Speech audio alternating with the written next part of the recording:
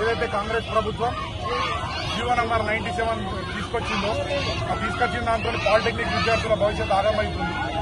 దాంతో lateral entry అవకాశం లేకుండా పోతుంది, వాళ్ళకి ఈసెట్ అవకాశం కూడా లేకుండా పోతుంది, వాళ్ళకి ఫ్యూచర్ హైయర్ ఎడ్యుకేషన్ కి ఛాన్స్ లేకుండా ఈ జీవో నంబర్ 97 చేయడం వల్ల ఈ శక్తి స్కీమ్ ఏదైతే గవర్నమెంట్ తెచ్చిందో జీవో 97 ద్వారా అది వెంటనే రద్దు చేసి జీవో నంబర్ 97 పూర్తిగా రద్దు చేసి పాలిటెక్నిక్ విద్యార్థుల భవిష్యత్తు కాపాడాలని, ఈ టెక్నికల్ ఎడ్యుకేషన్ ని కాపాడి ఇంకా విద్యా వ్యవస్థను బలోపేతం చేయాలని బీజేపీ ద్వారా మేము కోరుకుంటున్నాం. లేని పక్షంలో రాష్ట్ర వ్యాప్తంగా ఉద్యమం ఇంకా ఉధృతం చేస్తాం.